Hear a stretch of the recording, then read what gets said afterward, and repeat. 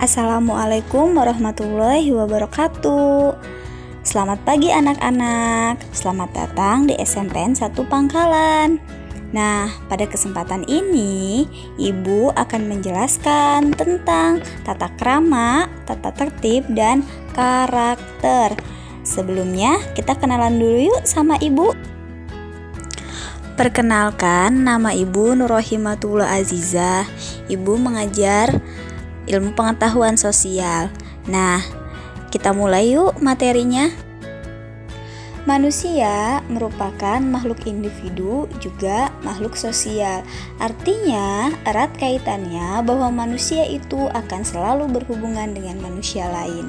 Nah, tata tertib, tata krama, dan karakter itu merupakan satu kesatuan yang utuh yang saling berhubungan untuk membentuk manusia yang lebih baik. Apa itu tata tertib? Nah, tata tertib itu merupakan hal-hal atau aturan yang harus diikuti dalam suatu kelompok.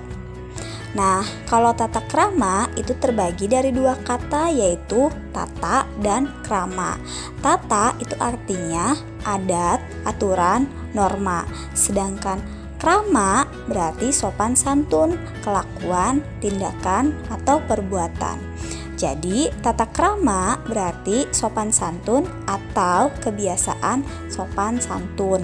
Sedangkan karakter itu adalah sifat bawaan, ciri, gaya setiap individu yang melekat pada individu atau manusia. Karakter tersebut terbentuk dari lingkungan sekitar yang terjadi secara terus-menerus sehingga berpengaruh pada individu tersebut.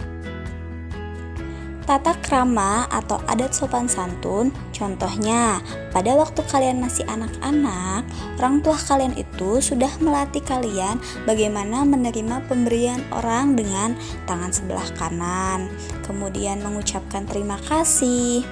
Orang tua kalian juga sudah melatih kalian bagaimana cara makan yang benar, cara minum yang baik, menyapa orang, memberi hormat, dan bagaimana cara berpakaian. Nah, lama-kelamaan perilaku itu menjadi sebuah kebiasaan. Tata krama adalah kebiasaan yang lahir dalam hubungan antar manusia. Tata krama yang semulanya berlaku dalam lingkungan terbatas, yaitu keluarga, lama-kelamaan dapat merambat ke lingkungan yang lebih luas, seperti tetangga, masyarakat lain. Tata krama kemudian menjadi bagian dari pergaulan kita sehari-hari. Nah, sekarang karakter. Karakter adalah sebuah landasan yang dijadikan sarana penentu tingkat berhasil tidaknya akan kesuksesan di masa depan. Pada prakteknya, karakter ini menjadi bukti nyata dan mendalam jika dibanding lewat kata-kata, lisan, dan ucapan. Dan dapat disimpulkan jika karakter itu merupakan salah satu penentu sebuah kesuksesan. Ada 4 macam pembentuk karakter manusia. Yang pertama itu lingkungan, yang kedua kegiatan sehari-hari, yang ketiga keturunan, dan yang keempat perasaan.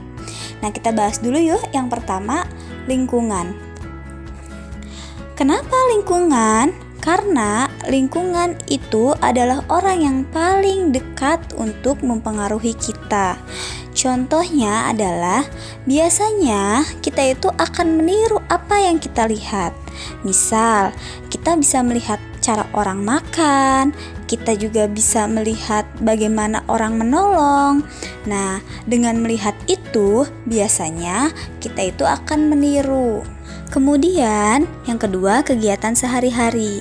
Nah, aktivitas kita bersama orang lain juga akan mempengaruhi kita dan membentuk karakter kita. Contoh, kita ke sekolah, bertemu teman, belajar, bermain, dilakukan setiap hari, itu pun akan membentuk sebuah karakter. Yang ketiga adalah keturunan. Ini merupakan faktor utama pembentuk sebuah karakter karena keturunan itu adalah gen, warisan, atau bawaan dan juga hasil proses belajar dari kedua orang tua. Yang terakhir adalah perasaan. Kenapa perasaan juga pembentuk sebuah karakter? Karena manusia itu memiliki emosi. Manusia akan menunjukkan emosinya pada suatu keadaan, sehingga di sini akan terlihat dan mencerminkan bagaimana karakter seseorang. Selanjutnya, terdapat 9 pilar karakter yang berasal dari nilai-nilai luhur universal, yaitu karakter cinta Tuhan dan segenap ciptaannya, kemandirian dan tanggung jawab, kejujuran dan amanah, hormat dan santun, dermawan, suka menolong, gotong royong, kerjasama, kemudian percaya diri, kerja keras, kepemimpinan, dan keadilan, kemudian baik, rendah hati, toleransi, kedamaian, dan rasa kesatuan. Nah, karakter apa saja sih yang perlu ditanamkan sebagai siswa? Yaitu tadi, mengamalkan 9 pilar karakter. Karena agar lahir generasi bangsa yang selain cerdas juga berkarakter sesuai nilai-nilai luhur bangsa dan agama. Kita bisa memiliki karakter disiplin, kreatif, berani, peduli lingkungan, peduli sosial, dan sebagainya. Selain karakter, ada tata tertib yang harus dipatuhi oleh siswa. Yang pertama, tata tertib masuk sekolah.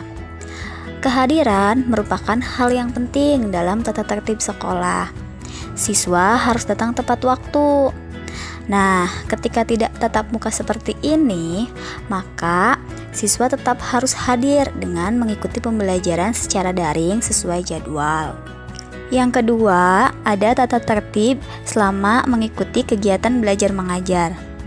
Mengikuti proses belajar dengan baik, menyiapkan alat tulis, mengerjakan tugas, kemudian bertanya ketika tidak bisa, dan meminta izin jika tidak bisa hadir. Yang ketiga, tata tertib di lingkungan sekolah, yaitu dengan menjaga lingkungan sekolah agar tetap bersih, tidak membuang sampah sembarangan, tidak mencoret-coret, atau merusak fasilitas sekolah lainnya. Yang keempat, tata tertib beretika dan bersopan santun, yaitu ketika bertemu guru harus salam, tidak berkata kasar, saling menghormati. Salah satu yang sering terjadi adalah ketika menghubungi guru, gunakan bahasa yang baik dan sopan. Nah, yang terakhir adalah tata tertib berpakaian. Sebagai siswa, kita harus menggunakan pakaian sesuai aturan sekolah.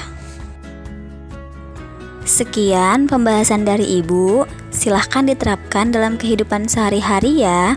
Terima kasih. Wassalamualaikum warahmatullahi wabarakatuh.